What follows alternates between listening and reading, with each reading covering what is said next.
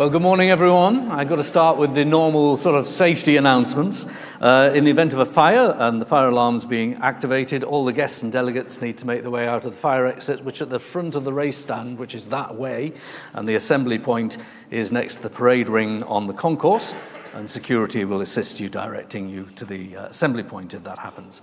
And then another little announcement. During the course of the day, we do want to encourage you to ask questions, and there is an app, and let's pop this up on the screen, if we can just do so. And it's actually a website that you can access on your phone called Slido.com, or you can use that QR code to get to it.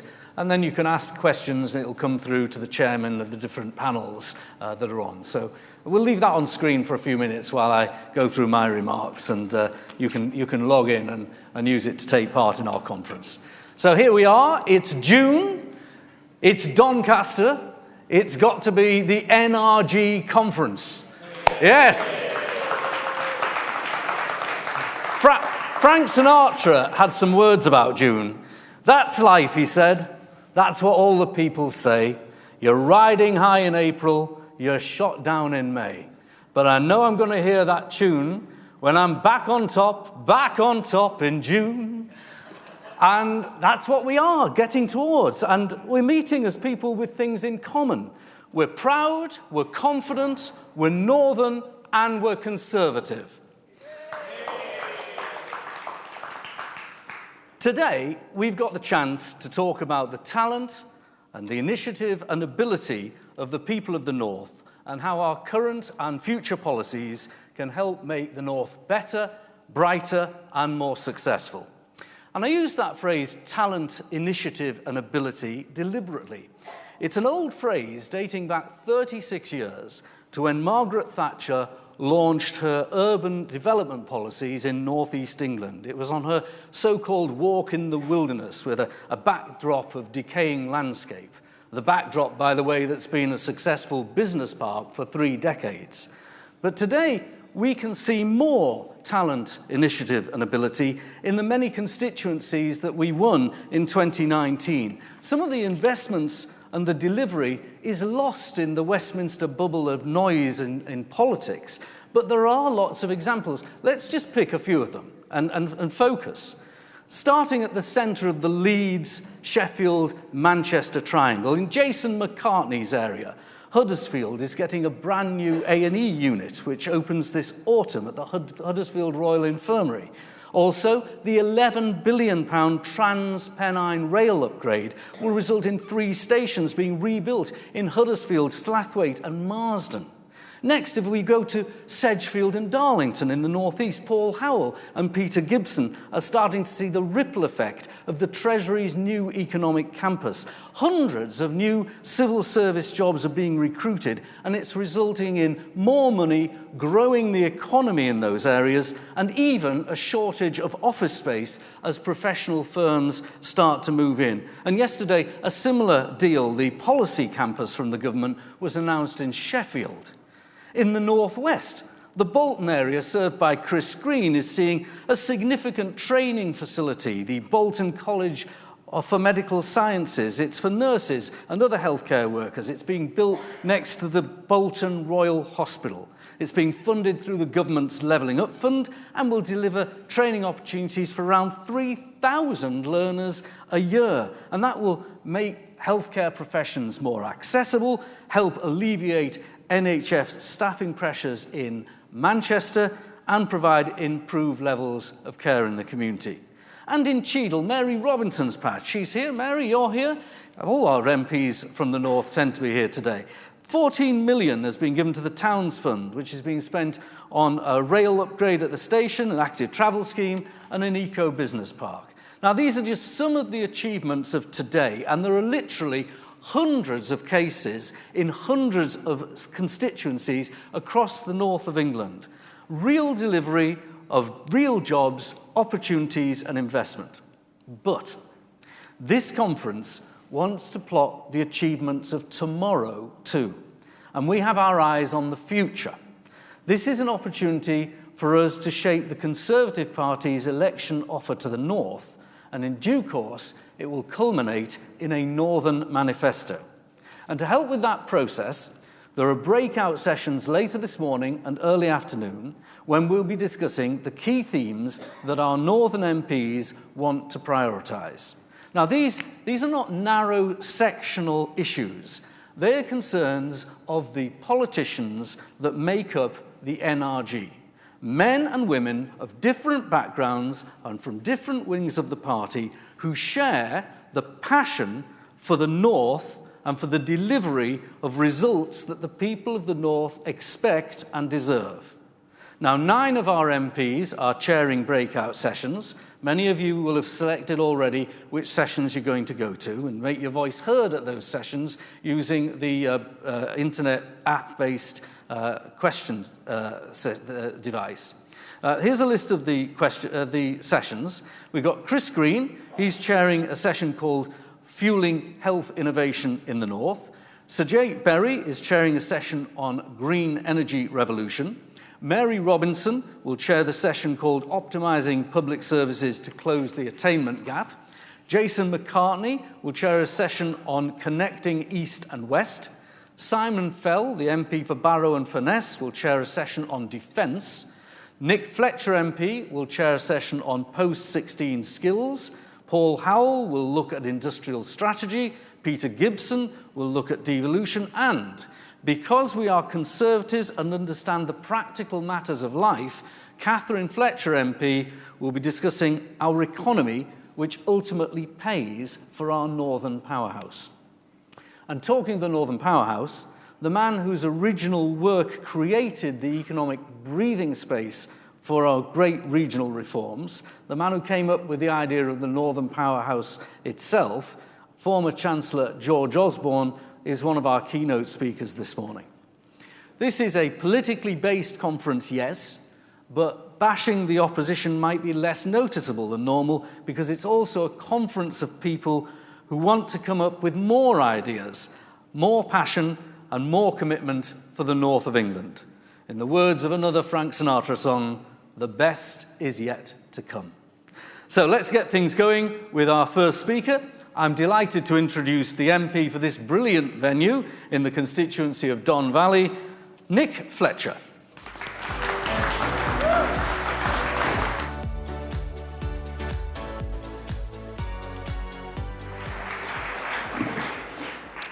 Welcome, everyone, and a particular welcome to our businesses who create wealth, jobs and investment for our public services. Let's give them a round of applause.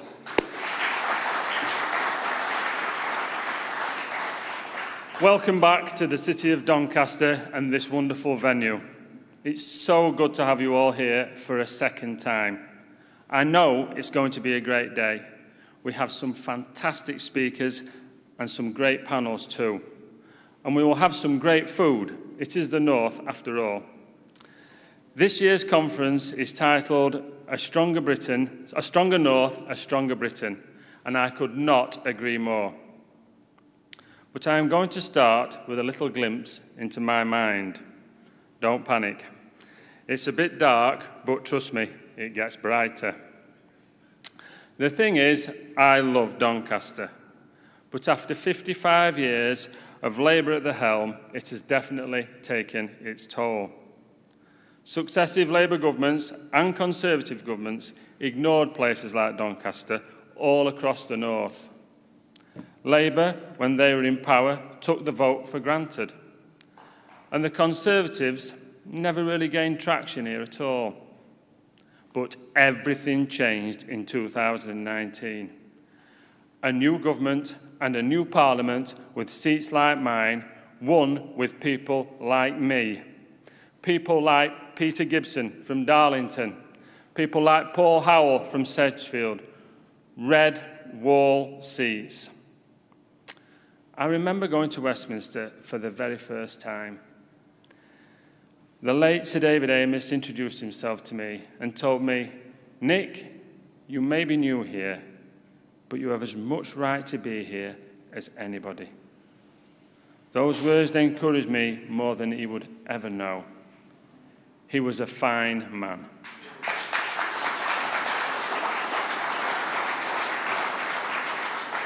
Imposter syndrome is suffered by all of us at some point, and I was no different. That little voice in our head which says you can't do stuff, that denies you the courage to take up the opportunities to better yourself. Too many in the North have felt like this. But why? Socialism is why. It breeds victim mentality and imposter syndrome, and after generations it can get ingrained. I know that. I was born here in Doncaster. I have seen it here in Doncaster, but no more. We all have a right to be in this room. We all have a right to hold our place at every meeting, at every boardroom table and every chamber. We also have other rights too. A right to get on in life, a right to get qualifications, a right to learn a skill, to start a business, to own a home and to bring up a family, a right to make the most of our talents, a right to stand here and address you, never as an imposter, never as a victim, only ever as a strong voice. It's only the Conservative Party that believes the individual in each of us. It's only the Conservative Party that gives us all the platform to have that voice and the courage to use that voice. We don't believe in putting people in boxes. We believe in potential. We want everybody to be their best, to do their best, and to receive the rewards of their hard work and their risks taken. The Northern Research Group encapsulates all of that. It provides strong regional Conservative voice, and we need that voice in the North. And as bad as things have been with a pandemic, with an illegal war, we should be eternally grateful to our voters for giving us that voice. They helped places like Doncaster in 2019 smash the shackles of socialism in the North for the very first time. Now, locally, Labour will try and break our spirits with their party politics. Nationally, we have become a much bigger state than I believe most true Conservatives would like. But the future's bright if we just press on. We will get our finances where our Prime Minister wants them to be. It's already happening. Inflation is on its way down, and talk of taxes down. In fact, I believe we need to reduce income tax, corporation tax, yes, and business rates too. We must get taxes down to let business flourish. Low taxes let people spend their money on what they want, not on what Whitehall wants. That's how you build a strong national economy, that's how you build a strong northern economy, and that's how you build a strong local economy. That is where we need to be, and as Conservatives we instinctively understand this. Of course we want investment in public services and infrastructure. Who doesn't? But we can only fund them through growth, increased productivity in our businesses and fiscal prudence from our government. Only a Conservative government can deliver that. We cannot afford another note from Labour saying, good luck, there is no money left. That is what they left the country with last time they were in office. That is what they leave the country with every time they are in office. One key to the government's economic master plan is devolution. And this, with the right leaders, will help the North. Who knows the North better than the people who live here? Ask anyone if they want power devolved locally or kept in Westminster, and the answer is always the same. Yes, yes, we want the decisions made here. Sadly, we do not have a Conservative mayor in South Yorkshire, but trust me, there is one coming. A Conservative mayor who will reopen our airport, who will take back the city centres, put the hustle and bustle back in them. A mayor who will bring in businesses from around the world. A mayor who will seed fund the industry, but let industry do what they do best, make money and make money in the North. A Conservative mayor who will put our people first and our businesses first, not their own agenda. A mayor who understands the answer to every problem is not just moaning to the government. A mayor with the right attitude and aspiration, a mayor with a positive vision. It's about getting off the Zoom and getting in the room. It's about leading by example, being a victor, not a victim. It's about teaching our kids to be proud of their past and positive about their future. Not being scared because of an overzealous climate narrative that says we're all doomed, as well as not confusing them in the present about who they are. We need local mayors to use their influence for the good of the North, not for the good of their ideologies. It's about education and skills. Yes, we must reskill and upskill, not rely on the easy lever of immigration that puts more pressure on public services, taxes and housing. We need Conservative mayors across the North. That day is coming and it can't come soon enough. We will get there. Levelling up was never going to be easy. But Conservative mayors like Ben Houchin are proof that it can be done. The temporary knockbacks we have had nationally, the knockbacks we all take locally under poorly run Labour councils, they should only further our resolve. I will never, ever, ever stop fighting for Doncaster and the North, and I know you won't too. The line for this conference is a stronger North, a stronger Britain. And I call on everyone in this audience, support that statement and take it back to your part of the world. Because in Great Britain, when Conservatives work together, we all win together. The future is bright. A stronger North, a stronger Britain. I thank you.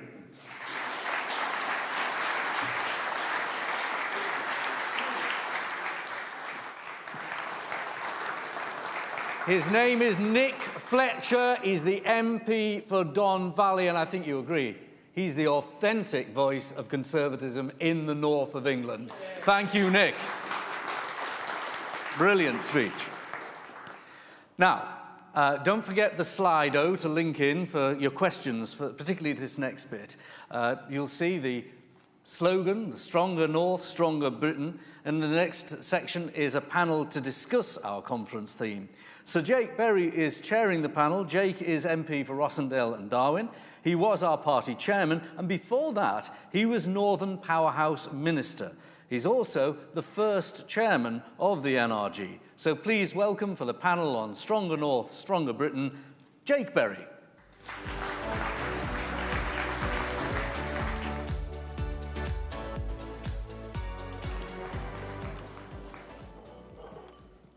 Good morning, everyone, and welcome to Doncaster. We're going to have a brilliant day today, and I'm going to kick off the first panel. But as chairman of the panel, if you start using the slider, it would be really helpful. We did a conference down in the south of England. We had to explain it 3 times. We're only going to explain it once because we're Northerners and we understand technology and things here. I'm going to invite up first and to come up the stairs at the centre of the stage here our brilliant panel members today. First of all, could I invite up Ed Taylor from City Fibre?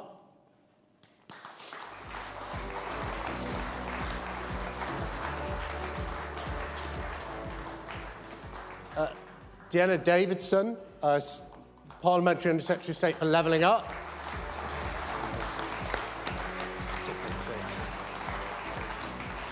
And Ben Houchin, the Mayor of the Tees Valley.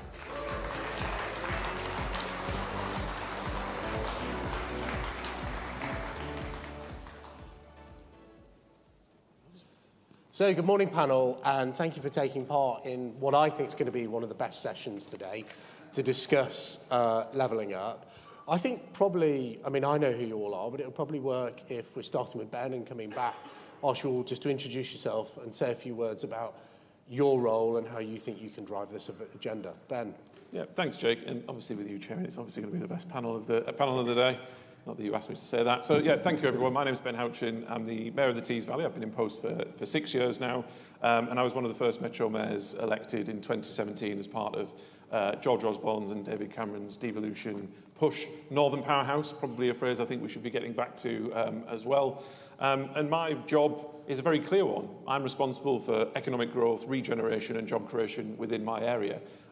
Not to confuse me with a local authority. I'm not responsible for emptying your bins or filling in your potholes. But if we want to make a real sea change and we want to create an economic shift in the north of England, which is what we're all here to do, I genuinely believe that devolution is the way to do that. Mature devolution, working in conjunction with government rather than against it, taking more decisions locally rather than centrally, with more autonomy over the funds to be able to deliver that long-term change, can drive a real difference. So it's still a journey. We don't have all of the powers and we don't have all of the money that we would like to be able to get on with that job, but it's a start, and we're here to make sure that the government listens to us and says that we need to accelerate levelling up. We need to accelerate the Northern Powerhouse, and we need to accelerate devolution. Thanks, Ben. Deanna. Well, from government, heard loud and clear. I'm Deanna. I am the Parliamentary Under-Secretary of State for Levelling Up, or Levelling Up Minister, which is a little bit less of a mouthful. But I'm here not so much in that role. For me, I'm here more as a Northerner, and as a Northern MP, someone elected on that blue wave in 2019 that swept across the Red Wall. I grew up in Sheffield, went to university in Hull, and then became an MP in Bishop Auckland. So if they aren't Northern credentials, I'm not really sure what is. And so what I'm working on in government is levelling up. I often get asked, what does it mean? What is this kind of grand concept? But it's really simple to me. It's about making sure that a kid, no matter where they're grown up, be it Blythe or Birkenhead, has got the best life chances to get on. And our job in government is making sure we deliver on that. It means a whole range of things. It means working on education, employment, on transport. It does mean giving out a bit of cash. And I joke that being responsible for the Levelling Up Fund, the Town Fund and the Future High Streets Fund, sometimes I feel like the Santa Claus of the Conservative Party. But ultimately, it's about, as Ben said, giving more power back to people on the ground through devolution, and that is what I spend a lot of my time in government working on. We were really delighted earlier in the year, in February, to announce trailblazer devolution deals for Greater Manchester and the West Midlands, giving out an even greater raft of powers around things like transport devolution, more power around local skills provision, something that we are hoping to replicate in other metro areas like Ben's as we move into the future, to make sure that local areas are fully empowered and have the tools and the cash they need to get on. Thank you. Ed? Hi, I'm Ed Taylor from City Fibre. Many people have never heard of City Fibre, but basically we're investing $4 billion across the UK, bringing world-class digital infrastructure to communities that actually for years suffered from terrible connectivity. And I think what Deanna was saying there about levelling up, it's really important that people have the connections to build the businesses, basically stop the brain drain from the north, keep people going, keep local communities going, and empower businesses to be able to prosper well into the future. Fantastic. Well, thank you. The questions are coming in on Slido. I'm going to start with one of the audience questions, and it's obviously one of your team, Ben, because it's coming as an anonymous, but it says, what are we going to do to give more powers to mayors? But before we come to you, I'm going to ask the minister who's responsible for it. More power to Ben. What are we going to do, Deanna? Well, I touched on it a little bit in my opening, and that is looking at our trailblazer devolution areas. So in Greater Manchester and in the West Midlands, we gave out an even massive raft of powers, again, around things like transport, bringing in proper kind of bus integration, working towards rail integration so that you can have a proper localised transport system that works, that's cheap and that's simple. Basically, what I want to see is a London-style transport system replicated right across the north so that it's easy to get around. You can tap in, tap out. You're not paying £2 for that bus and then £2 for that bus because they just don't integrate. That's part of it. We're also working around local skills provision as well, so additional powers for mayors on skills to make sure that the skills that are being provided by those skills providers, by the local colleges, really match up to the skills that employers are saying that they need locally. A whole raft of other things, but I think for me probably the most exciting part, which is a little bit geeky, is around a single mayoral settlement as well. So rather than giving pots of cash for this and pots of cash for that, we're giving one single settlement so that local mayors, local areas can decide how they spend their money. Not us in government kind of directing it, locally led. I think that's going to be the biggest tool. We've rolled it out to 2 areas now, but our plan longer term is to roll that out right across our metro mayor areas and beyond, because we know that, in Whitehall and Westminster, sometimes we think we know it all. We don't. It's local areas that know their areas best, and it's right that they have the power and the tools they need to deliver on that. Before we come to Ben with his shopping list, I'm going to talk to you. City Fibre, huge investments across the north of England. I've been to see some of the work you're doing in Leeds. That is an area that already has mayoral devolution. Obviously, as running one of the North's sort of biggest and most successful tech businesses, the point that Deanna makes about skills and whether mayors have the power to support you is something that you will have experienced, not just in Leeds, but all over the North of England where you're working. Is it working for you as a business, and what more could we do as a government to make sure that brilliant businesses like yours expand across the North? I think one of the biggest problems we face is planning regulations. So there's a scheme that's been discussed for years called flexi permits. And essentially what that means is that you're given access to a larger area than you ordinarily would be, and you can continually roll out your build in an area. We have this sort of perverse situation at the moment where you're almost granted access to one street. You then have to line up your next series of works beyond that. But the problem is if you're building incredibly quickly, or you've gone faster than you thought you might have done, you're actually prohibited from building into the next street because the permitting system just doesn't work. And it's actually really technical things like that that actually we find most frustrating, because it's slowing down our build and ultimately slowing down the success of the government's rollout targets. So that's potential for rolling back the red tape, which I think is something we could ask mayors to do, or maybe the government should be responsible. Specifically on the skills point, because obviously, having visited your big switching station, if that's what it's called in Leeds, highly technical jobs, highly paid, secure jobs of the future. How are you finding that pipeline of skills? Because I think Leeds has the adult education budget. The mayor has control of the adult education budget. It's quite early days for it. Are you seeing a step change in provision of skills fit for your business, or is that yet to come through? We don't struggle in getting access to basically brilliant minds that help build our network, similarly the ones that are future-proofing our network as well. And I don't think we actually have a particular problem in getting the people that we need to basically build our business and grow. Fantastic. Right, Ben, it's your opportunity. We've got the Minister here. What's on the shopping list next for Tees Valley? I've only got a couple of minutes to answer the question, and that's the problem. I mean, the next step in devolution is going to be a really important one if we want it to mature and we want it to take hold, right? Because it's still not at a level where it can make the difference that we all know it can do. So the two biggest things that I think are starting, but are the next round and are the important round, is one, that long-term funding settlement. It's one thing having what we call gain share as devolved mayors. The government, in effect, give you a pot of money that, in effect, is a 30-year settlement, and we all get that to some extent. But if you can have a long-term funding settlement, for example, over retention of future business rates, etc., there's also a growth driver there as well. So knowing that you can invest, and you're not just spending, for example, in the Tees Valley's context, £15 million a year every year for 30 years. Actually, I can spend that £15 million. We can create a business that's potentially generating 5, 10, 15 million pounds a year in business rates that then comes back in, and you can forward fund that. So all of a sudden you can start with a pot that seed funds things, and you can go much, much further. That's huge for devolution because it also cuts the umbilical cord to some extent from central government, and it gives us a level of financial autonomy. For us to be a mature country with mature devolution, that is essential. The other quick win, though, I mean, that's a slightly longer-term thing. The civil service don't like giving away power, so that'll be something that Deanna, who's doing a fantastic job in fighting the blob, being able to make that happen, will continue to do so. A really quick win for me is also on the skills point. So, again, as I said at the beginning, I'm ultimately responsible for jobs and regeneration of my area. And I can tell you, actually quite accurately, where the next 5,000, 6,000 jobs are coming from in Teesside over the next 3 or 4 years. I can tell you. I mean, I can get it down to a business level, down to the number of accountants, receptionists, welders, whatever it might be that we've got. But I have no control, really, over the skills and education of my local population. So the economic aspirations of the local area are not matched with being able to match the skills to be able to do that. So, and this is a really interesting and important political point, because it's one thing creating jobs in the north, but if we're having to import labour, not even just from the rest of the world, but other parts of the country, you are still having areas of the country that remain deprived, often in the bottom quarter percentile when it comes to a deprivation point of view, and they feel left out. They feel like they've not been given the opportunity to be part of that economic growth. So if you're going to create the jobs, you also need a level of control over the local skills to say, look, we're not funding that because that's not the jobs we have in this area, but we are going to pay more and fund more for carbon capture, hydrogen, offshore wind, IT. AI is the next big thing for somebody, maybe not for Teesside. So we can then match those two things together, which is essential. So education, money, But again, it comes back to the will of government. And we all know, I think it's fair to say, that DfE is probably the most anti-devolution department in government.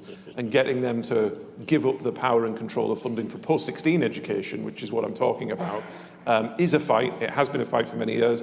And it's not a political one. I mean, every mayor across the country, Labour or Conservative, agree on this. But we need to get the centre to be able to accelerate it.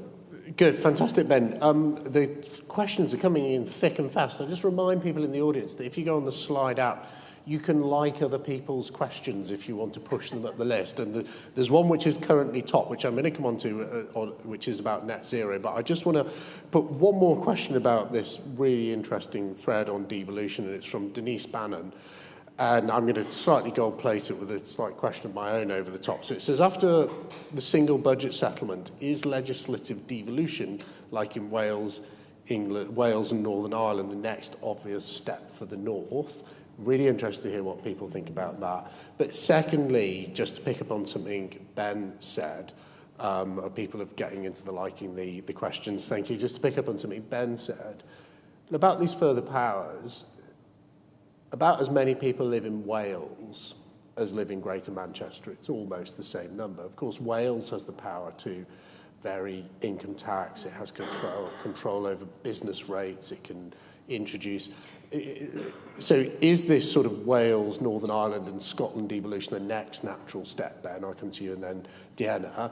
And actually, should we be looking at fiscal devolution at the same time? So to be frank, I don't think it's the next step. But it's ultimately the goal, yeah. I think, because again, what you've got with a lot of mayors at the minute, including myself, is that we do have a lot of funding. We would like more. We'd like that long-term settlement. We've got some powers to deliver. But I think also you've got to make that link between the ability to spend and deliver with responsibility and accountability. And that only comes with the fact that you're having to raise the money that you want to spend. Because it's very easy, and we saw it with other mayors across the North in recent years. They take all the credit for all of the good things, and as soon as they don't get money for something, it's the government's fault. But they're the ones that are committing the promises that are unfunded and completely without any sort of fiscal responsibility. But because they've promised the utopia to people in their area, they blame the government because the government just didn't write them a blank cheque.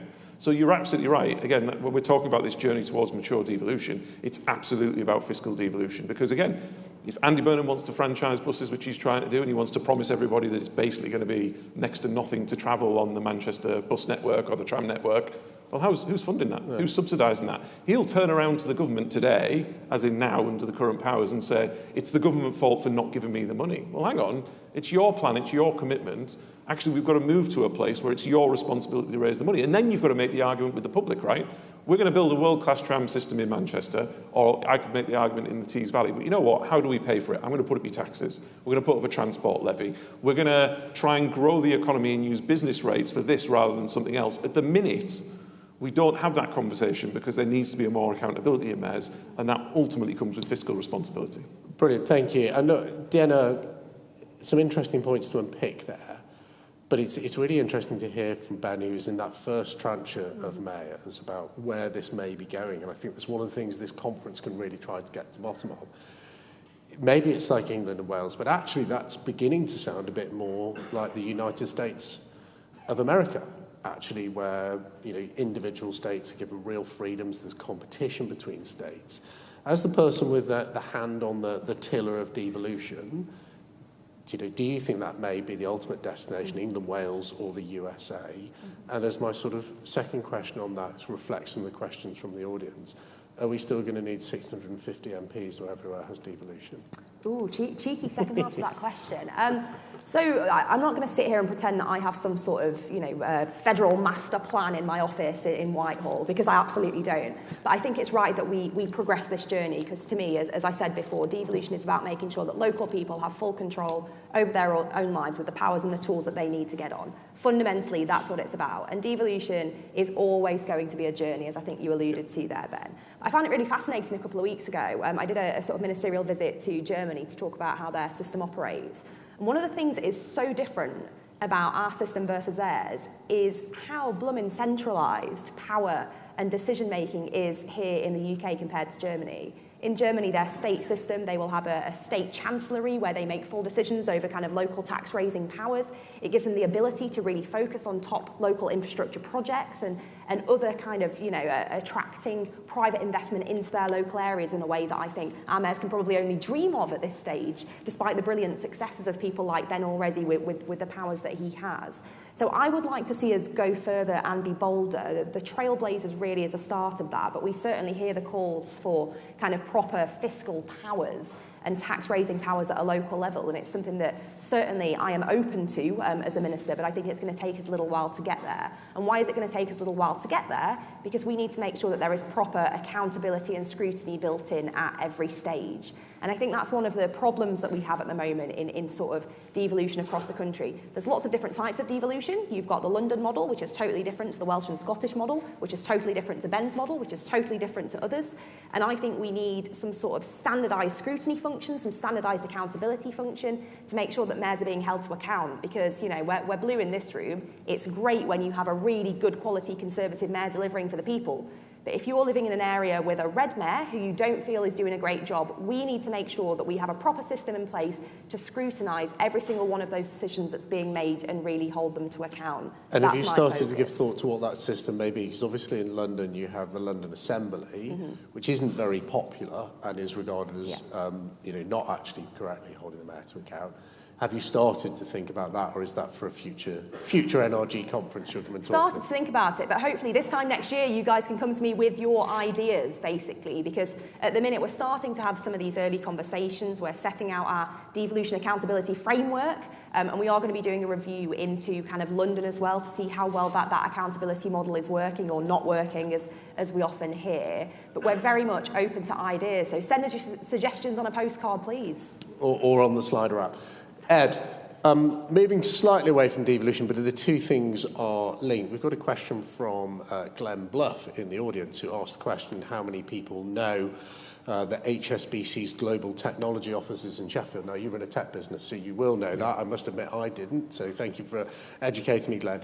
But the real key second point of his question, I think it's interesting, is how do we get more businesses like yours, like HSBC, to relocate their corporate HQ into the north of England? Is that more devolution? Does that attract them, or is it tax incentives? Where do you think the sweet spot is that politicians should be aiming for? Yeah, just to wedge City Fibre in there. Actually, we're built in Sheffield, so fundamentally, that's why HSBC went there. Clearly. Exactly. But again, if you don't have the infrastructure, if you don't have the certainty, I think, that there is a sort of strong plan in an area, again, underpinned with digital infrastructure, I don't think people would even give it a second thought. Businesses need the confidence that they're going to go somewhere, they'll be supported by a local mayor, but similarly, they need to know for the long term that basically decisions will be carried through as promised. But that's incumbent on politicians. So, well, not actually all on politicians, because as another real sort of follow-on for that from Ellis Holden, and it reflects another question as well about the devolution settlement in North Yorkshire, which the election is next May. The questions they're asking, which is linked to how you get more big businesses in the north, is how do you get infrastructure, and I guess mainly particularly digital infrastructure in a large rural devolved area, into places like North Yorkshire? Yeah. Is that one of the areas you're going to go to eventually? Hopefully. Well, I should have said at the start, actually, a third of our build locations are actually in areas that have already been identified by the government in need of levelling up. Yeah. And look, the government have their own Project Gigabit scheme, which basically will help communities that probably can't be helped commercially, but provide a subsidy from government to enable that connectivity does go to the more rural areas in north of Yorkshire. And the programme's been implemented by an organisation called BD UK, which sits with under the auspices of DSIT. But again, actually, the government are now finally handing out the contracts to get these places built. And is there a reach into those more rural areas? Absolutely, yeah. And actually, the level of detail's quite extraordinary. They identify each individual property that will be required, that is requiring some state support to get there. Fantastic. So that's fibre to the premises. Full fibre to the premises. Fantastic. It's what we all need. Ben, look, on the issue of getting businesses to come into areas, you have been supremely successful in Teesside. I think you've just announced £100 million plus waste to energy plant. I don't know if it's quite been announced, but the Chancellor said it last night, so I'm assuming it's public. you know, we're getting HSBC in Sheffield, we're getting big businesses locating to Leeds. You've had huge success in Teesside. Come on, what's the secret? How have you made it happen in the Tees Valley? Well, firstly, I mean, the North for a long, long time, as we all know in this room, has been neglected by governments of both colours going back half a century. And without that basic infrastructure, it's very difficult for the private sector to have the confidence to be able to come to parts of the North. Having said that, though, let's not say that everything's doom and gloom, right? There is this push towards declinism that seems to be taking hold, particularly in politics at the minute. Actually, the North is doing bloody well. You look at the statistics that came out recently, 70% of all of the jobs created since 2019 are outside of London and the South East. There is starting to be a push. And what we've done in Teesside is a microcosm of exactly what needs to be done. I mean, that's why governments see it as a blueprint. What you need to do as the public sector is where you have a severe lack of public investment in basic transport, skills, land, whatever it might be, the public sector has a role to play. You know, I was on a panel in Leeds a few weeks ago with Michael Heseltine, and I found myself, except for on Brexit, agreeing with everything that Michael had to say. You know, the public sector has to be able to create confidence to allow the private sector to thrive. That means putting in the infrastructure. It means spending money on remediation. It means making sure that everything that the private sector needs to have the confidence to spend hundreds of millions, if not billions of pounds, comes here rather than the traditional areas, actually not just of the UK, because increasingly we're having to compete globally, right? And what we've done in Teesside is we've taken care of planning. So if you go to the Teesworks site, for example, there's 14.5 million square feet of approved planning already in place that we've done with the local authority. So when you're speaking to an investor that wants to spend £500 million on the world's largest monopile factory, in their business model, they're assuming 18 months for planning at on a good day. When you can turn around and say, actually, we can deal with your reserve matters in 10 weeks, they just don't believe you, because it just doesn't happen in the UK. And again, because of the push with a lot of globally mobile capital, actually that pushes you up the list, even if the sites aren't perfect, because delivery to market is essential. So if you can deal with planning, if you can deal with the land, if you can put the infrastructure around it, and you can seed fund these things, well, Teesside's a great example. I mean, if you take the Teesworks site specifically, we've spent of public money just over £240 million.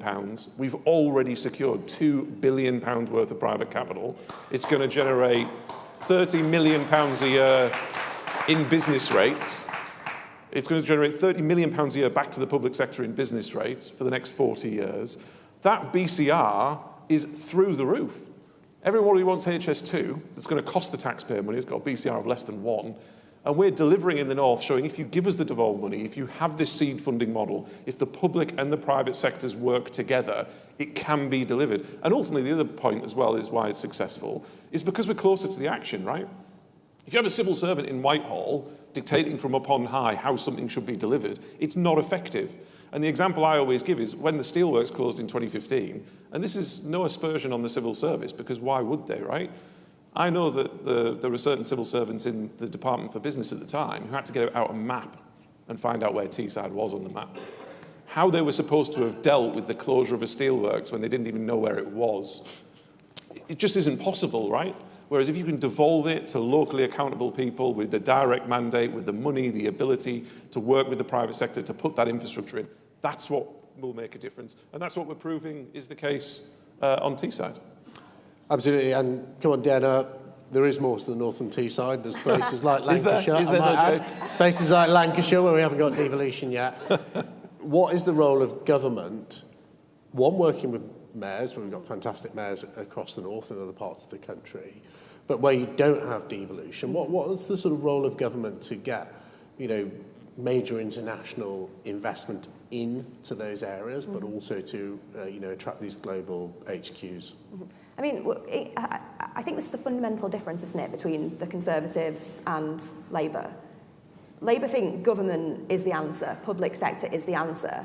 We don't. We think private sector, we think business, we think people are the answer, and government's job is to enable and, frankly, in many ways, to get out of the way and let business get on with it. I think that's one of the things that we need to recognise. So I think there are two strings to that. One is funding. Some of that can be funding for really big infrastructure projects, some of the rail projects we know we need right here across the North.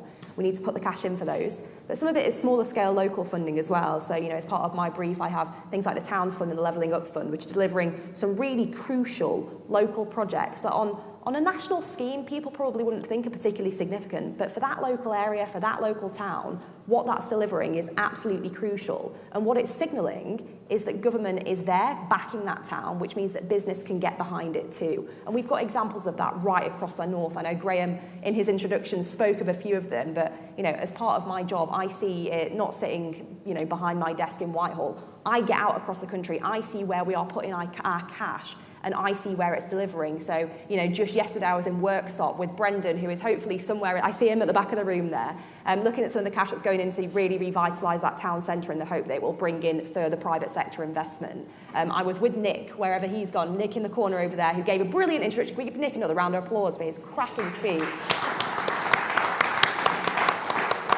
I was with Nick just a few weeks ago, actually, again looking at some of the funding that we're putting in place in government, which is a really, really great thing.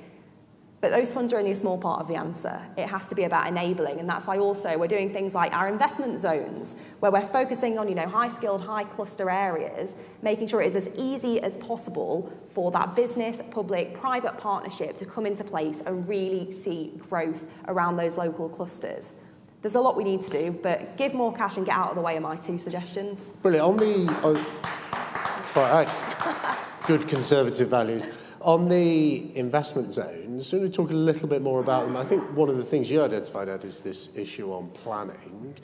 Is there any planning reform in the investment zones? Is there, are we going to have the Ben Houchen model, maybe eventually, maybe not straight away, where you can deal with reserved matters in 10 days? Are we going to see more of that in investment zones? Because Ed's already identified it would make a big difference. As part of the sort of original iteration of investment zones back in September, that was the plan.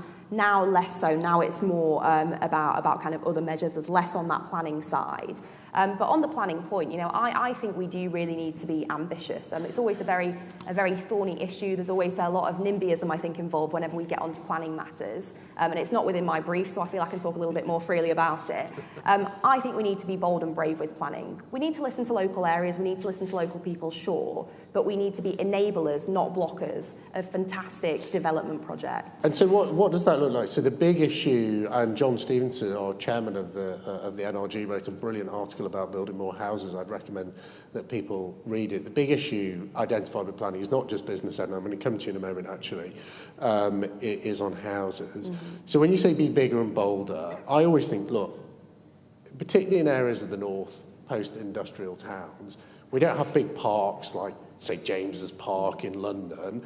So I don't think people really are NIMBYs just because they want to protect the place where they walk their dogs or the kids kick a football. I think that isn't always understood by Whitehall government.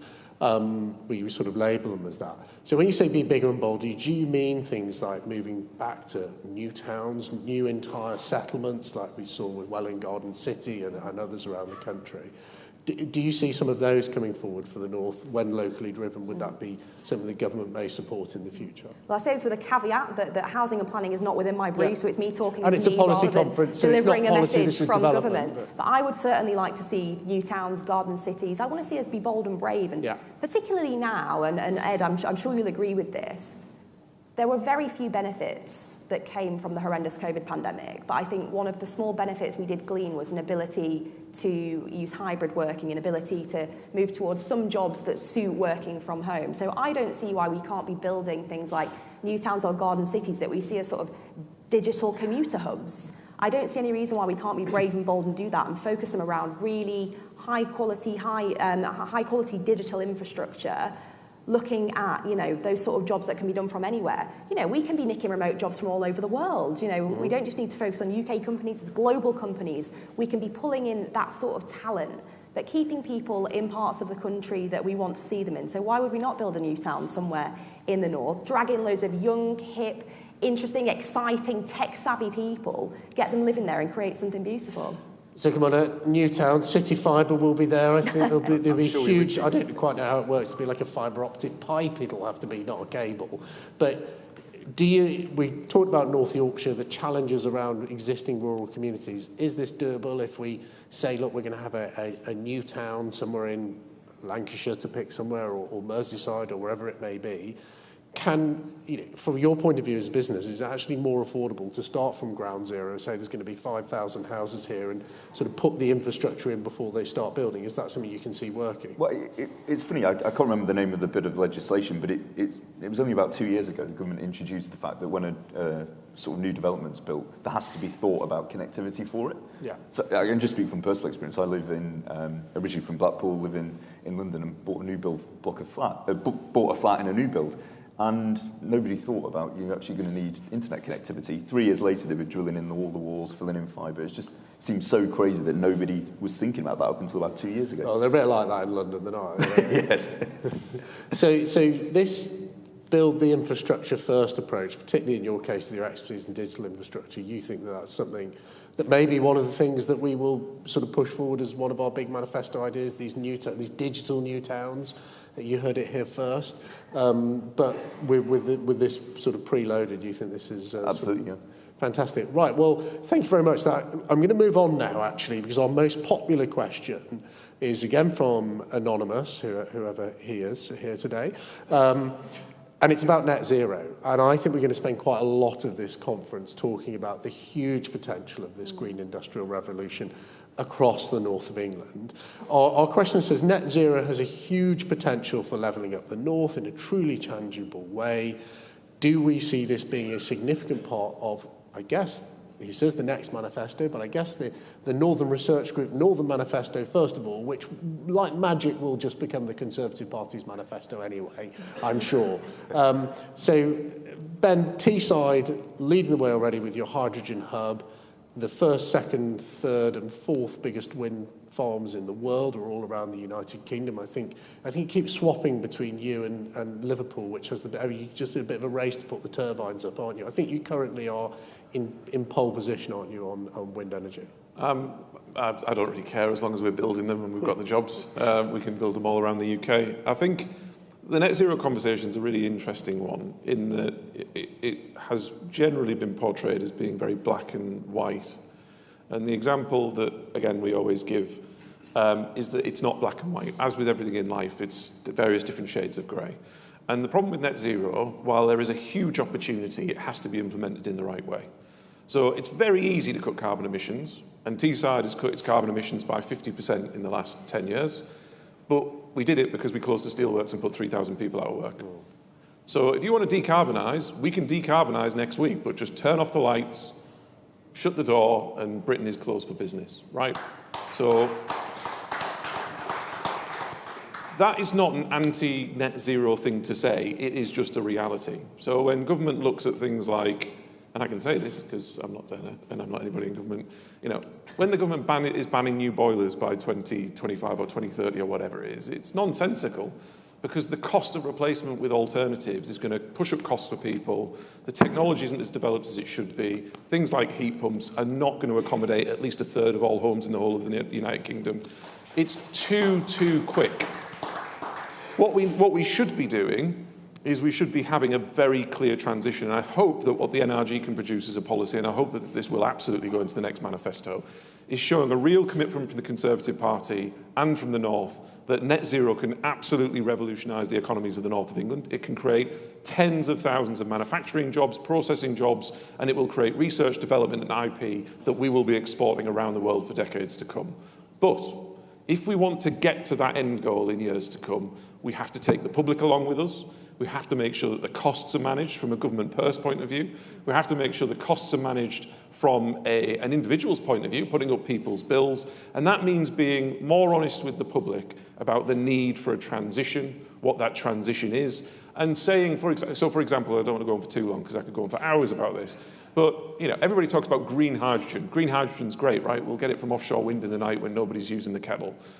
But blue hydrogen is going to play a very key role. You speak to the eco-zealots, you speak to some of the civil servants, blue hydrogen is seen as a dirty word. It's cheaper, it's more convenient, it allows for a transition. Is it going to be the end state? No, probably not.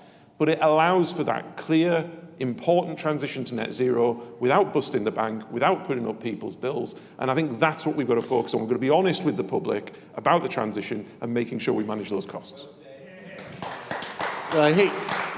General agreement. Ben, I'm going to just pick you up on what you say about the banning of boilers. because I know that this is sort of slightly your specialist subject.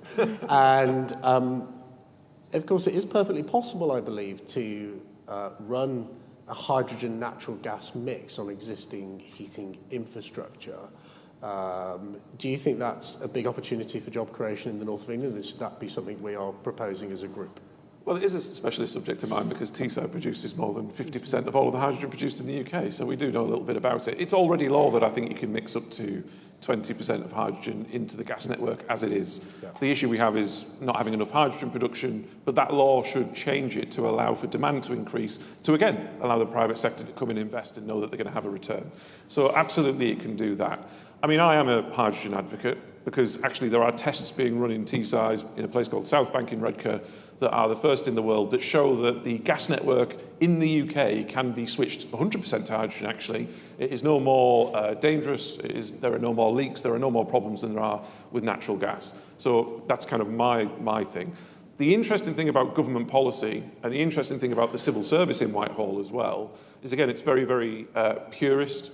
And actually, my personal belief is about 10 years ago, maybe even slightly less than that now, government policy was very much electric. We're going to electrify everything. And what I find when I speak to the civil service is that now every answer that they give is to reinforce the answer that they gave 10 years ago. And what I would say is I could be wrong on hydrogen. You know, I'm not stupid enough to think I have all the answers to life. Absolutely not. I'm a politician. I probably have very few answers. But what government needs to be, a little bit like the transition, it needs to be more agnostic. And it needs to look at the outcomes that it wants, and it needs to create the environment that hydrogen can come forward. It may be that electric's right, it may be distributed networks using other forms of energy vectors as well.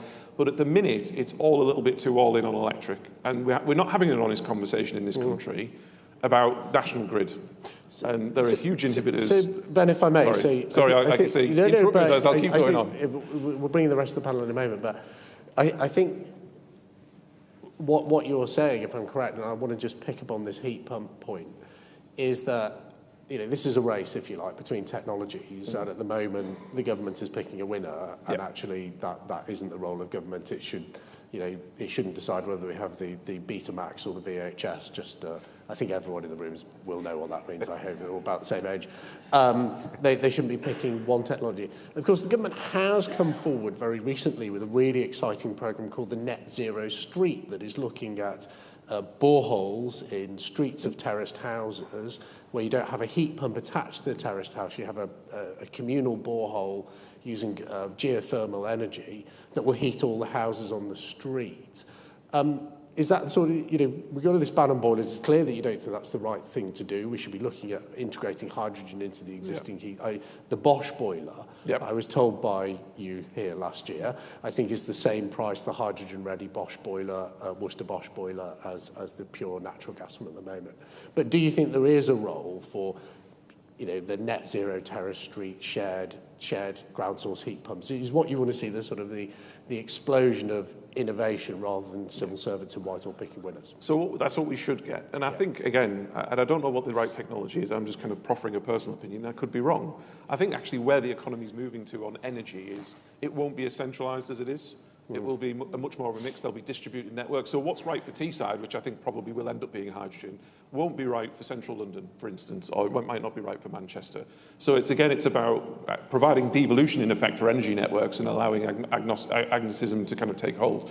The one thing I would say, though, is I think, personally, the reason why Whitehall is picking a winner is they're trying to decarbonise homes as well as everything else. That means, let's say there's roughly 30 million homes in the country. So forget businesses, forget any other building, 30 million homes. If you work that back to today, you have to replace the boilers in those 30 million homes with whatever the technology is going to be.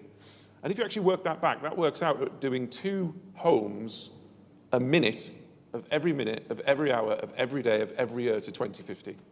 And that's only going to get more, that's only going to increase as time goes on. So I think with government are in this weird position where they've tied themselves to 2050, net zero, That means actually if you work that back, who's replacing 2 homes with a heat pump or hydrogen, whatever it might be, from right now?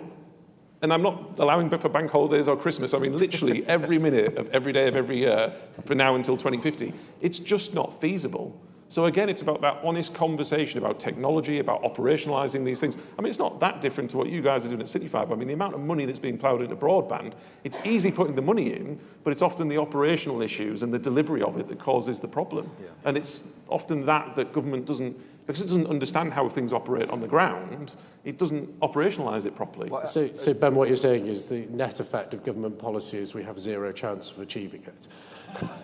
That may be the net zero. That may be the net zero bombshell of the day. Look, I just think actually for our industry, it's a perfect example of. I think it was Theresa May created a strategy that basically said, look, the UK is so far behind most of our European competitors. Actually, we need commercial investment to basically deliver this stuff for the country. Yeah. And basically, it was called a fixed telecoms infrastructure review. And essentially, what that did is unlocked £25 billion of investment across the whole of the UK. And effectively what it did was government just stood back and basically said, bring it on. We built this stuff and basically delivered, I say we as an industry, and delivered for the country. So that's it. Move the government out of the way. Something we know Deanna believes in. Deanna, look, net zero, you're, as I say, have levelling up running through your sort of body to your fingertips. It's a big challenge, but what an opportunity. Surely you must sort of sit in the department dreaming of these jobs that are coming with this green industrial revolution. Well, this is the thing. I know there are some very strong views right across society about net zero, from those who think we should be steaming ahead and get it done by 2030, which to me seems a bit baffling, to those who are much more sceptical about the target in the first place. But for me, I've always seen it as this massive opportunity, particularly if we really can harness some of these new technologies and become world leaders in ways that we have been world leaders in every industrial revolution thus far. I think this is absolutely one that we can harness. We've got hydrogen as one example, but even fusion technology. I know there's the new STEP facility that's going to be built in the East Midlands. Imagine if we were world leaders in this incredibly green, clean fusion technology. Sure, it's not going to come online for several decades, but if we in the UK can be the ones to harness that technology, to use it, to create the jobs and be world leaders, what an incredible thing, not just for our national story, but for every single one of those individuals who gets one of those jobs and builds a better life for themselves and for their families. That's what I see as a massive opportunity of moving towards net zero. I think Ben's right. I think we need to be honest about the challenge of it and have very honest conversations with the public about what it might mean. And I think we in government, and actually all of us, need to be really mindful of what that means in terms of cost for government, as Ben alluded to, but cost for individuals as well. Because this isn't something that's going to come free, it's not something that's going to come cheap, but ultimately, if we can do this, harness the sort of net zero mission in the right sort of way, and look at it for what it is, brilliant opportunities for the UK to be world leaders, create high quality, high skilled jobs so that our kids can go up and have a great life, I'm all for it. Good. Thank you. Just sort of moving, I think maybe just give our last sort of segment over. We've got lots of questions coming in about the politics that lie ahead of us in the next 14 or 15 months and how we hold the red wall. Now, slightly unfairly, because businesses do not have a political opinion. They work with any government and any council, regardless of their political affiliation. So as a non-political observer, how do you think, what do you think the Conservatives need to do to sort of capture the zeitgeist of the red wall again, like they did in 2019? There's someone born in Blackpool, you must have an opinion. I certainly do. And I think actually it's probably a lesson for both parties, really. I think what you really need is ambition, and I think hope. And again, like when times are particularly tough, everyone can become a bit introverted. You get a lot of sort of negativity floating around, but people need hope, some aspiration, and I think not only that, the stronger the aspiration, the stronger the hope. You also see the foreign investment roll in as well off the back of that. So when you're sort of working around the north and you've got your teams out around the north, do you think, we've had a bit of a debate within the Northern Research Group about whether we should call things levelling up, whether we should go back to the Northern Powerhouse, whether we should find another phrase. Do you think levelling up is a phrase that captures people's imagination, or is it Northern Powerhouse? Or how can we best sort of advocate to the ordinary person on the street in the north of England, this is our plan for you and your families, how we share your ambition and your aspiration? I think as an outsider too, I think levelling up worked because it was so ill-defined, but everybody knew what it meant at the same time.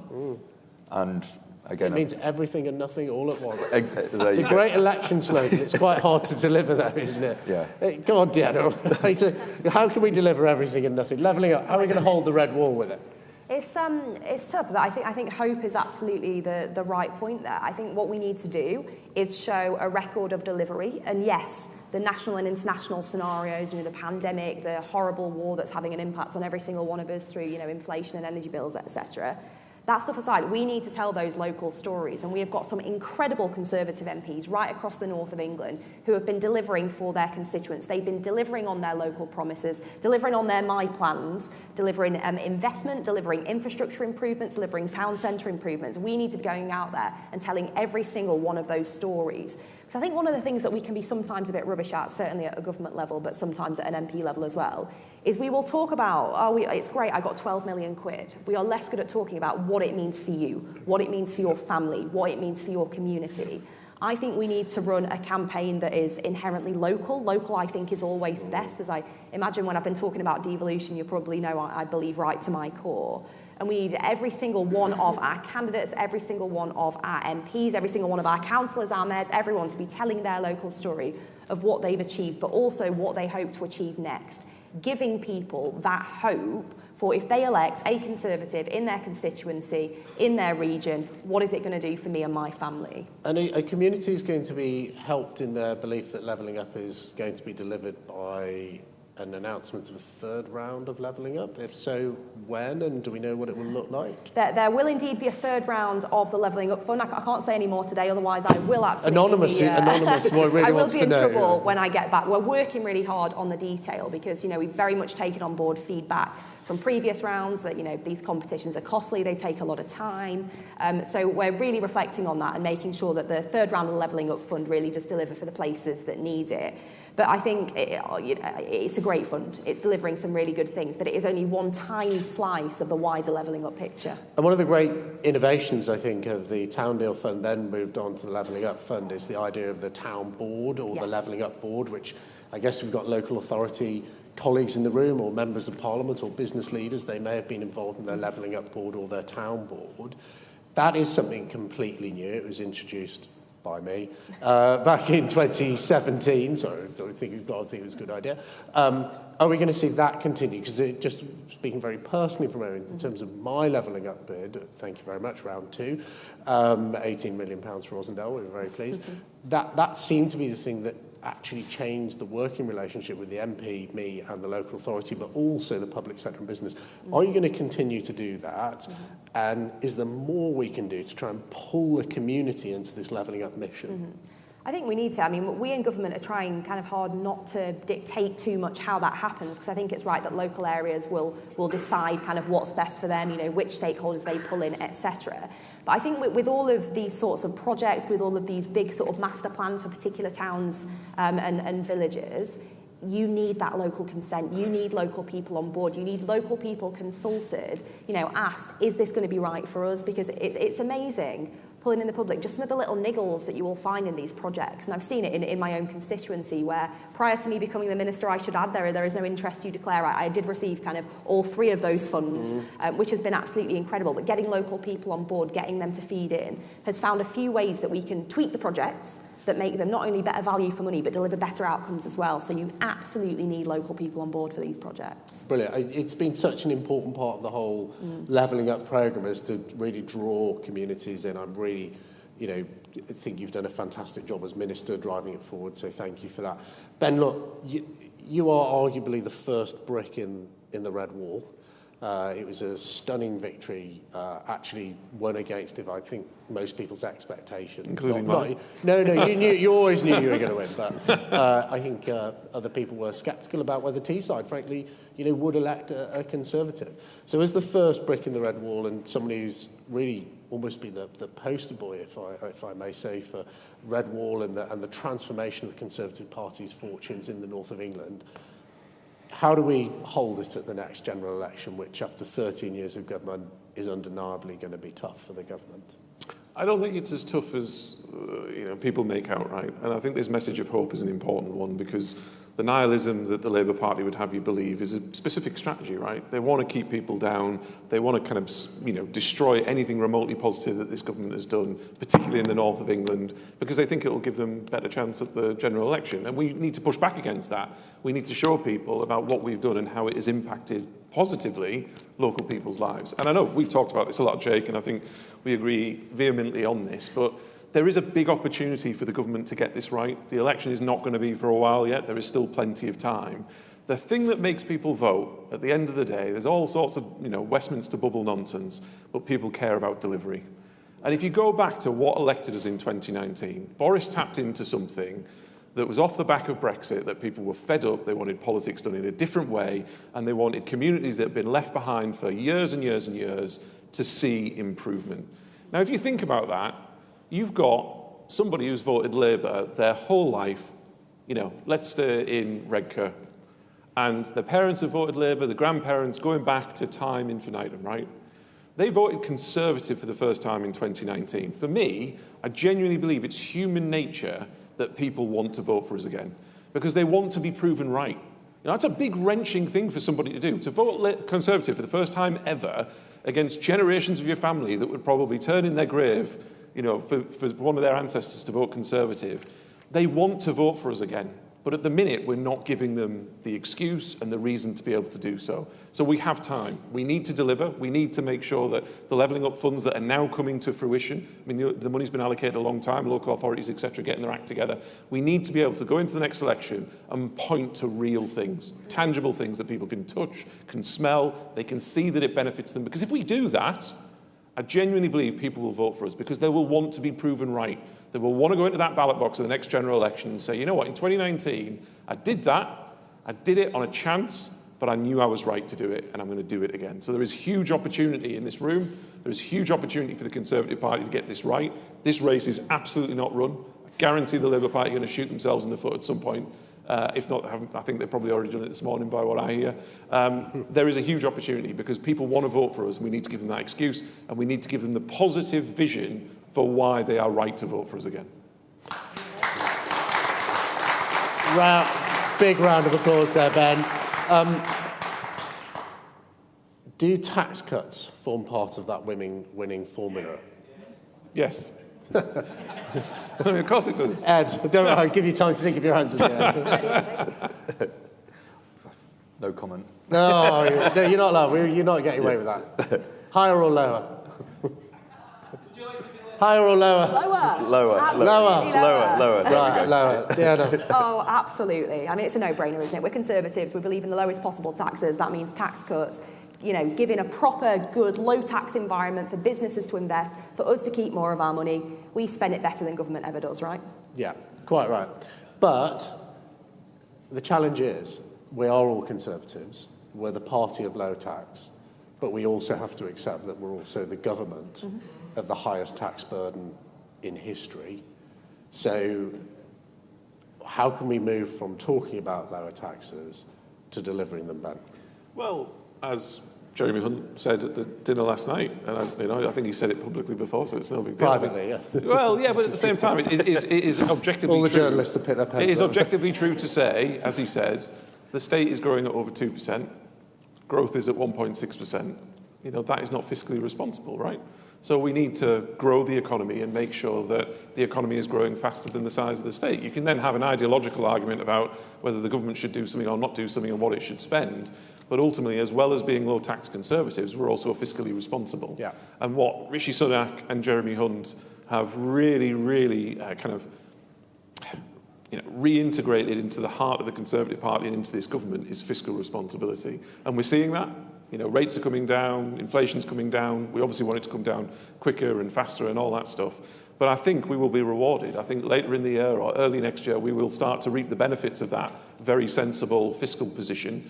And that will give the government hopefully more room to set out a brighter future, a better vision, and give time for those things that I said earlier to be able to be implemented. So people can see that with fiscal responsibility, we can start to spend more because we have more growth, and that can mean more money in your pocket for yourself and your family and for your local community, and that's our path to winning the next general election. Brilliant. And with 15% of the North's economy still being manufacturing, we're the 9th largest manufacturer in the world, actually, as a nation. We keep saying Britain doesn't make anything anymore. We're in the top 10 manufacturers in the world, and most of that's in the north of England. Yep. Full expensing, which we saw at the last budget, which was something the Northern Research Group called for in our first report, just shows what we call for. As I say, it does become government policy quite quickly, is a huge opportunity for the North. And just on my sort of final question, just picking up on that business and investment point, and quite briefly, so full expensing is welcome, but also AI is something we're all worried about, we all keep talking about, being concerned about. But what an opportunity, surely, for manufacturers to embrace it. Is it something that you can see being embraced through your sector? Probably already is, Ed. I think so, but again, you speak to a lot of businesses, and indeed a lot of professions, and people are scared, I think, about what it means for them as a job. I mean, we've all probably played on the internet and had a good go at AI, and some of the results are pretty astounding. Yeah, we don't need artificial intelligence in the North. We're intelligent exactly. to start with. But is it something you're going to see integrated in? I mean, like, look, just from a very basic level, our business already, we're looking at ways that you can improve the customer journey with it, and it's phenomenal, like how it, the efficiencies that is that shorthand for job cuts? Because actually, Octopus Energy has replaced 250 jobs. They've redeployed people in that business by getting ChatGPT to deal with their customer journey. But obviously they can't do that. If they lose another 250 to AI, they can't necessarily replicate those jobs. So should we be concerned about it, or is it an opportunity? I think I'd see it as an opportunity. I think people were talking about 20 years ago about the internet, what it was going to do for jobs, and actually what it's done is just create a whole new series of industries. And again, it goes back to your skills point. If people are skilled in using these things, we needn't be particularly afraid of it, I don't think. So Diana, future for the North, modernisation of the economy through technology, you think?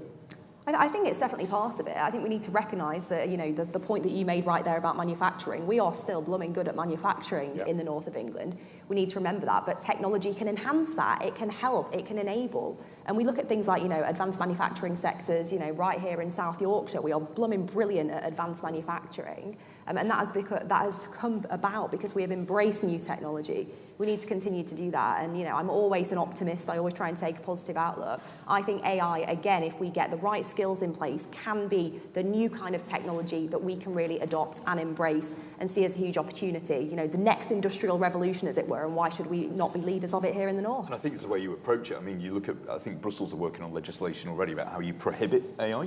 We need to approach it the different way. What can we do to enable it, rather than what can we do to stop it? Exactly. Disruption is always coming. It doesn't matter if you fear it or not. You've got to embrace it. Ben, last word. You know, Teesside, forefront already of the fourth industrial revolution. Is it modernisation of your economy something that excites you, or do you fear it? No, we've got to embrace it because it gives opportunities for areas like mine. I mean, Teesside is pretty typical, in the same way that it's like representative of the Northwest or the Humber. You know, these are the opportunities that help us revolutionise economies, like I say, that have been left behind for decades, and the North needs to embrace that. We need, you know, we have running water and everything up here, don't we? Like, and it's safe to drink. And it's even safe. Although, yeah, I won't go into that. So yeah, absolutely. And this is the opportunity, right? The Luddites' argument in every technology has been going for hundreds of years, right? But if we can capture the fourth industrial revolution, we can capture the net zero revolution, and we can do that using modern technology, all of a sudden it allows for the disruption of economies in the likes of Teesside and the Humber and elsewhere, and it means that's where the jobs are going to be based, right? You know, we can do this better than, you know, Whitehall. We can do this better than people in London and the South East, and that's what we've got to be able to capture. Fantastic. Well, if you join me in a huge round of applause for all our panel members.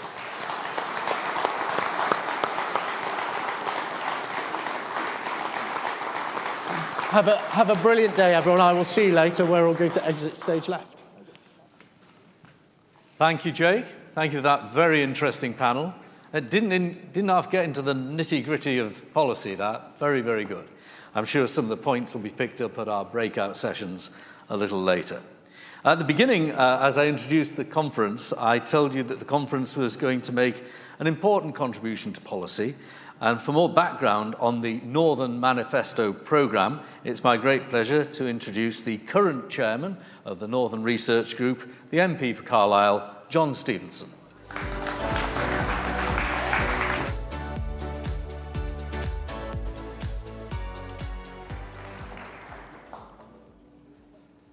Thank you, Graham, and good morning, ladies and gentlemen. Welcome to the second NRG conference, and I'm delighted to see so many of you here today, and hope you'll enjoy the conference and have an opportunity to contribute. As you'll appreciate when you prepare for these sort of events, and speeches such as today, you often want to take a little bit of advice from people. You are all in politics. You go around and ask 2 or 3 people if they can give you some advice, and inevitably you'll get 2 or 3 very different bits of advice. But I did once receive some very good advice from a university lecturer. And he said, John, if you ever become a member of Parliament, remember never to speak for longer than 10 minutes. And he says, after 10 minutes, 1/3 of your audience will listen to what you have to say. The second 1/3 will start to plan what they're going to do for the rest of the day. And the final 1/3 will start to thoughts of a sexual nature. So, ladies and gentlemen, to the first 1/3, can I thank you for listening to what I've got to say? It is much appreciated. To the second 1/3, I hope the rest of the day goes as well as you're about to plan. And to the final 1/3, please sit back and enjoy. Ladies and gentlemen, today could not have happened without our sponsors. So I'd like to take this opportunity to thank them on behalf of the NRG. We very much appreciate your support. And in addition, I would also like to thank them for their participation and contribution during the panel sessions, which we'll be having very shortly. It is always important for any political organisation to have outside influences and hear the views and ideas out with their own echo chamber, so your contributions are very welcome. And finally, I would also like to thank our sponsors, very importantly, for their contribution to the northern economy. We should never forget that if we are to have a successful and prosperous north, or indeed country, we are entirely dependent on the wealth creators and businesses investing in our communities. It is they who create the jobs and opportunities which we want to see. It is the successful businesses who ultimately generate the tax revenue which pay for our public services. So please accept our recognition of the important part you play in our region's success.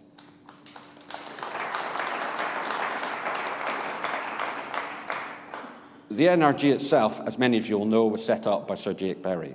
His vision was for the Northern Conservative MPs in Parliament to come together to achieve 3 key things.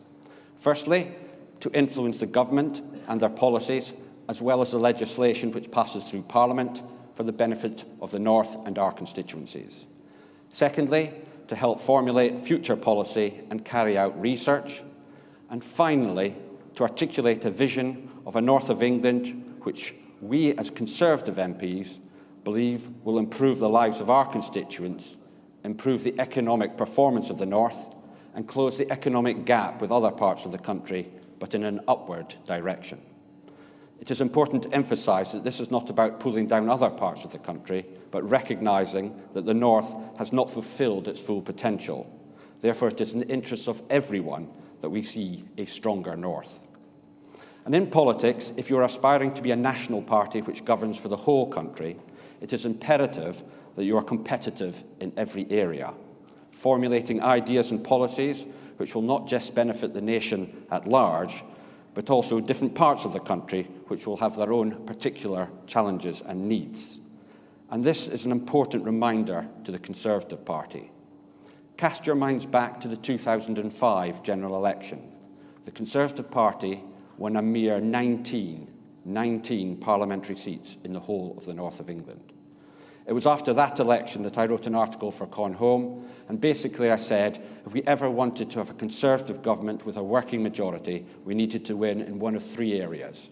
Either the big urban areas, London, Manchester, Leeds, or in Scotland, or in the north of England. And it was in 2019 we finally broke through by making significant gains in the north of England, which brought about a working majority in Parliament.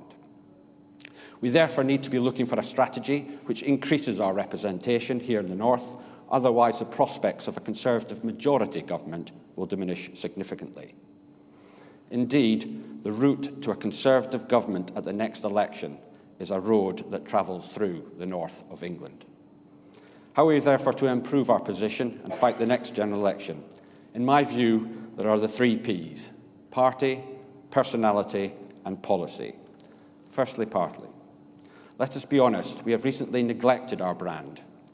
Indeed, last year we did little to enhance it and much to tarnish it. We need to understand the importance of our brand, nurture it, appreciate it, and take good care of it. This is particularly important in the north, given the challenges that we have experienced in the past. However, there's absolutely no reason why we cannot re-establish the brand. We are already starting to do so, and although there's much work still to be done, we can get the brand back to where it was only a couple of years ago. Secondly, personality. Before I come to the leader, which is clearly the most important personality, I would remind you all that we all have a role to play. Ministers, MPs, council leaders, members, supporters, sympathetic media commentators, all have a responsibility. We are ambassadors for the party. We are advocates for our policies. How we come across really does matter, as it helps to shape our brand, our arguments, and our policies. Quite often, the personalities of individuals are reflected in the perception the public have of the party. It is also vital, therefore, that we have northern voices, not just around the cabinet table, but everywhere, being heard, advocating the policies and ideas of the party, demonstrating that we are in touch with our communities and that we understand their challenges and aspirations and that we have the solutions to improve their lives. However, we cannot get away from the fact that the most important personality is the leader of the party. The polls already suggest that the Prime Minister is starting to gain in popularity and close the gap with the leader of the opposition. And at the general election, it is one of the most important questions: who do you prefer as your Prime Minister? And I have every confidence that come the general election, the Prime Minister will be the far more appealing personality and individual. His determination to deliver policy, do the hard work, the professionalism and the sheer competence will be in sharp contrast to the leader of the opposition. Stammer may not be any Corbynist any longer, but speaking, and I speak as a lawyer myself, I am not convinced that a North London public sector lawyer will resonate with the people of the north of the country.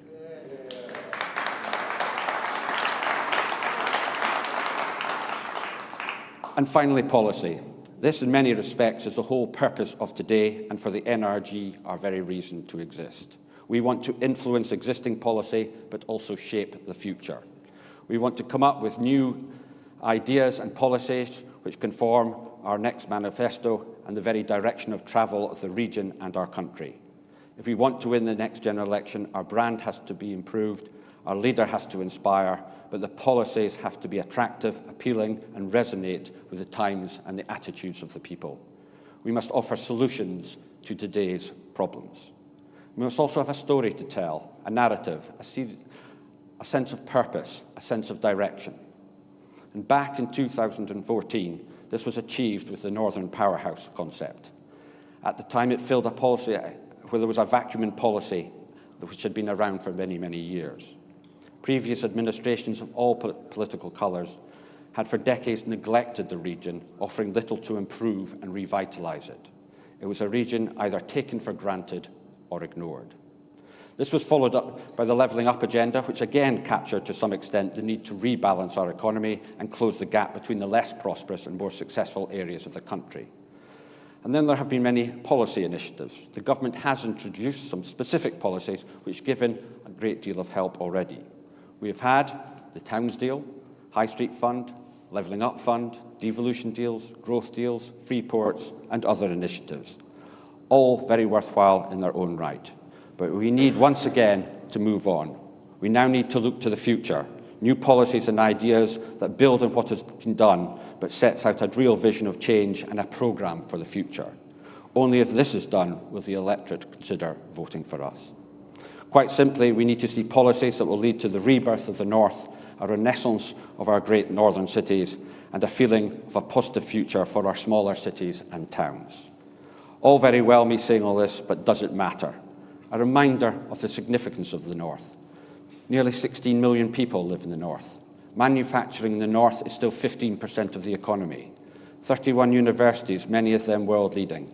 It makes a significant contribution to GDP and the country's treasury. However, productivity is lower. Wages are lower, educational qualification is below the national average, life expectancy is lower, and the GDP cap is significant. Improve these issues and we all benefit. So it does matter. It started with the Northern Powerhouse concept, and this October it is the NRG's intention to present a Northern Manifesto to conference, a Northern Powerhouse 2.0. But to achieve this, we need your help.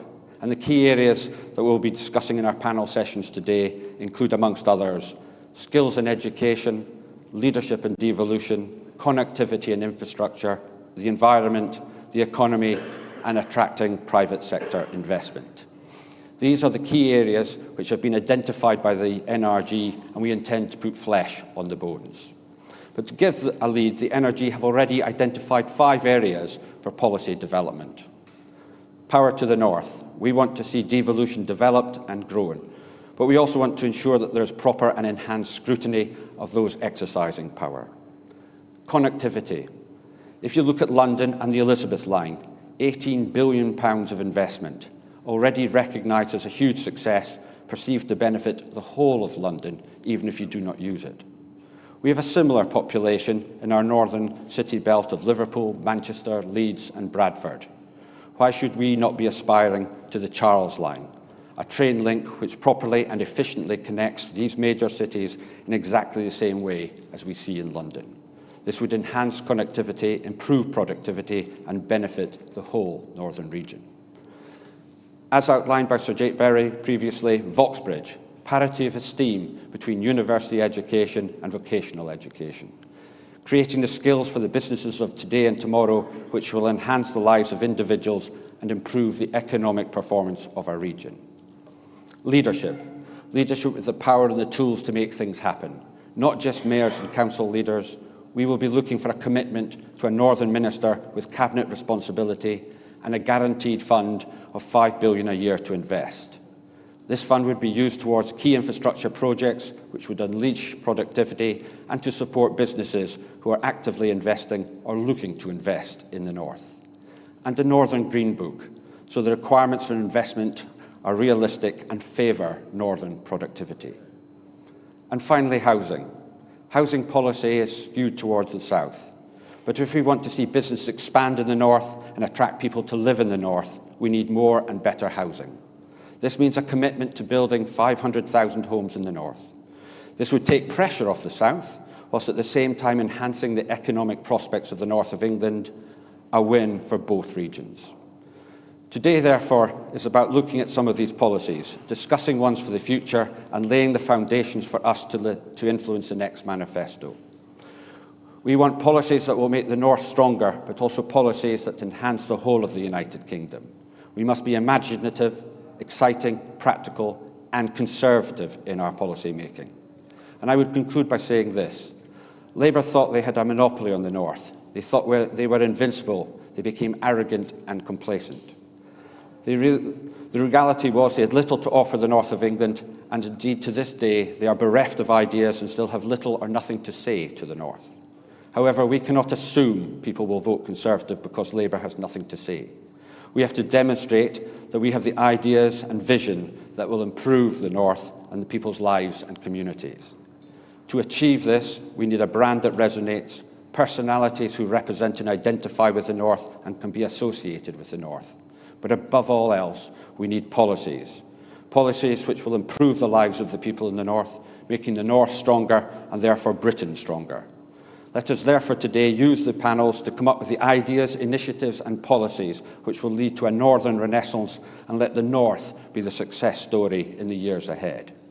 We must build upon these ideas so that come the autumn, we present a coherent strategy giving a northern agenda to take forward with the national agenda. If Britain is to truly be a stronger country with a stronger economy, it will only be achieved by making a stronger north. Thank you, ladies and gentlemen.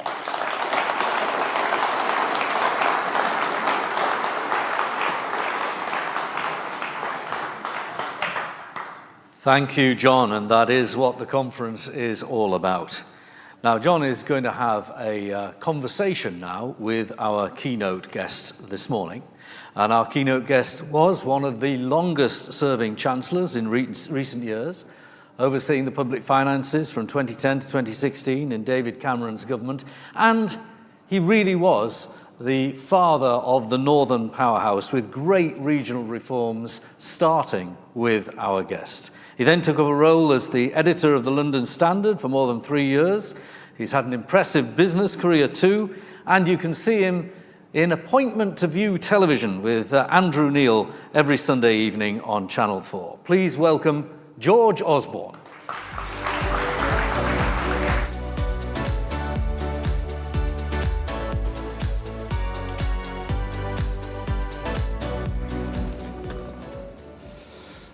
Welcome, George, to the NRG conference. Delighted to have you. George, you were first elected as an MP for Tatton back in 2001, North West constituency. You then became Chancellor in 2010 until 2016 and left Parliament in 2017. You were a Northern MP, you were a Chancellor, but it was only until 2014 that you launched the Northern Powerhouse concept. How did that come about and what was the background to that? Well, first of all, it's a real delight to be here. And John, congratulations for organising this conference. Jake, congratulations wherever you are for the whole concept of the NRG.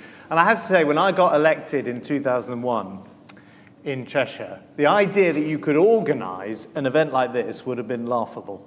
You know, the total number of Tory MPs you could basically fit in a phone box in the north of England. And in fact, I think there was only one Tory MP, my neighbour in Altrincham, Graham Brady, who represented any kind of metropolitan borough in the whole of the north of England. So the story of the Conservative Party's revival in the north is a tremendous one. And I really pay tribute to lots of people in this room who have been part of that journey. And I think it's enormously healthy for our democracy. It was not healthy when I became an MP that the Conservative Party was essentially a kind of southeast party, and that was not a good thing for Britain and let alone for the Tories. Coming to your kind of question, when I became Chancellor in 2010, the priority was sort of economic rescue mission, getting the public finances in order. And it was only after a couple of years when we had made progress on that I began to think, and my own thinking started to change about what government could do for the north of England. And until then, the Conservatives had not much to say about the north. In fact, we tended to not even accept that it was a kind of legitimate description, that we said, there was Yorkshire and Lancashire and Cheshire and Cumbria and so on, but, it was a sort of vaguely Labour idea that you would sort of talk about the north. And we decided that, in the middle of that government, with the great support of David Cameron at the time, that we were going to have something serious to offer. The North was a distinct geographic area, that there was a clear identity that we should embrace, and there was a clear economic opportunity.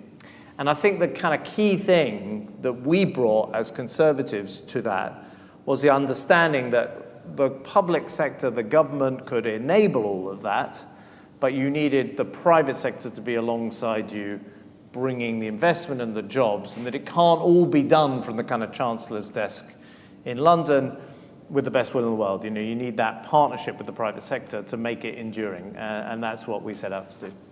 It's interesting you talk about the Conservative Party being a southern party at the time, but also the fact that David Cameron supported what you were trying to achieve. How did the rest of the cabinet take that idea? And dare I say, how did the civil service take to it? Yeah, so it's a good... Well, first of all, I generally recommend that the Chancellor and the Prime Minister get on. We've had 6 Chancellors since me, and, you can see that when the partnership doesn't work, government's paralysed and the politics is terrible. So, it's really good that you've got Jeremy Hunt and Rishi Sunak working together now, and that unlocks government. I think it's, I'm more encouraged about the Conservative Party's fortunes and more encouraged about the Conservative Party's leadership than I have been at any point since I left office in 2016. So that's a good thing. There was always, when you're doing the job as Chancellor, you come to the big spending reviews, and of course you have priorities for the whole country. You're not the Chancellor just for the north of England. You've got to deliver for the West Country, you've got to deliver for the Midlands, you've got to help London, you've got to help Scotland, Wales, and all that, etc. So it's misleading to say you could only have a policy for the north. But I think the key thing about the Northern Powerhouse, and I'm really encouraged that the kind of conversation has come back to the Northern Powerhouse, beyond levelling up. I'm not against levelling up, but levelling up is something you want to do all over the country. The key thing about the Northern Powerhouse is it's got a very distinct economic idea behind it, which does not apply in other parts of the country, important as those parts of the country are. And the central concept is this, that there are cities in the north of England with long, proud histories, some of the oldest industrial cities in the world, the oldest industrial city in the world. And they are individually great, but they are not large enough to punch on the global stage. But they are geographically close enough that they can form a single cluster. They can form a group of cities and a group of towns in between and a group of rural areas as well. And that kind of geographic cluster would make the north as strong as the cluster you get around London and the southeast, which extends pretty far. It's the same as the kind of Boston area in America. It's the same as the sort of Tokyo area in Japan. You can create an economic cluster that's sufficiently attractive to business if you present one voice, and that as one voice, you'll get more than as a series of individual voices. I'm not saying you give up on the proud identities of Doncaster or Liverpool or Hull or wherever, but collectively acting as one, you can get more. And the ingredients we put into that mix were devolving power. We created those metro mayors for the first time. And I remember, by the way, this is a Tory event, I remember being told by members of the cabinet at the time, George, we're making a huge mistake. We're never going to have any Tory mayors anywhere, right? We're going to hand over Teesside to the Labour Party. When we had a mayor in the West Midlands, that's going to be a Labour mayor. What a really stupid idea. And of course, then we did win significant victories with Conservatives in some of these mayoralties. And I would say they are a route to Conservative success in areas at the moment where there is, a Labour mayor. There's also a route for the Conservative Party in the years ahead to get into government in those places. And I'll be blunt again. I was told, when we created a greater mayor in Manchester, you're going to hand it over to the Labour Party. I said, we don't have a single Conservative councillor in central Manchester at the moment. What do you mean hand over power to the Labour Party? The Labour Party's already there. If we can create a mayoralty for Greater Manchester, we can actually unlock power for that city. We can devolve powers to it. We can have a real debate about what policies work, how we're going to get the private sector involved. So we undertook those big reforms around devolution, attracting investment, bringing in foreign direct investment, bringing businesses in, and beginning the transport transformations, which will help that all happen. And I'm a huge supporter of your idea of the Charles Line and the kind of trans-Pennine connectivity. Just going on devolution, what more do you think can be done? We heard, we had a panel earlier where there was quite a detailed discussion about can we enhance it, can we bring additional powers to it? What more would you do with devolution? So, Whitehall is very kind of against devolution as an orthodoxy. I'm talking, I'm not, by the way, a subscriber to there are some Conservatives who sort of blame the quotes, the blob and the civil servants and the establishment. Like, we've been in office since 2010, right? We're in charge of our country's destiny. We should stop blaming others if we don't get things right. Government's about making things happen, and it's not enough to just give a speech or have an idea. Successful politicians are the ones who can take ideas and turn them into practical things that happen on the ground, which is why I am an admirer of Rishi Sunak, because he takes the job of Prime Minister seriously, and he takes a good idea and he works hard to actually make it happen on the ground. That is part of successful politics. I'm not a believer that there's innumerable obstacles to things happening. But on devolution, it is true there is a kind of Whitehall orthodoxy, which is not unreasonable, which is we are going to have to bail out these areas if things go wrong. And you had a recent example of it actually in London with Transport for London, which basically kind of went bust, and the government has to step in to sort of rescue Transport for London. They say that's what happens with devolution. Now there is some truth that we're never going to let whole parts of the country just sort of go bust if things go wrong. But on the other hand, if you take that attitude, you won't also let parts of the country take responsibility for their own future.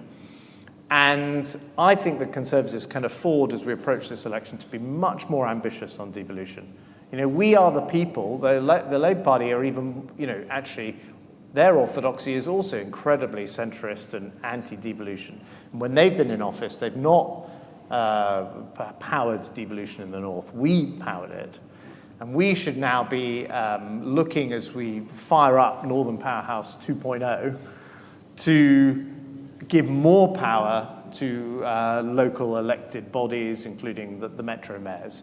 And I'd take, as the first thing, the very good policy that Jeremy Hunt announced at his recent budget of giving Manchester and the West Midlands, Andy Street in the West Midlands, control over or the access to the increase in business rate revenue going forward if they get their area to grow.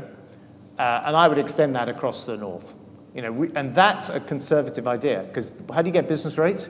You get business rates by getting businesses to come to your area and open up. How do you get businesses to come to your areas to open up? You make it an attractive place to do business, right? You make sure it's a place that's business friendly.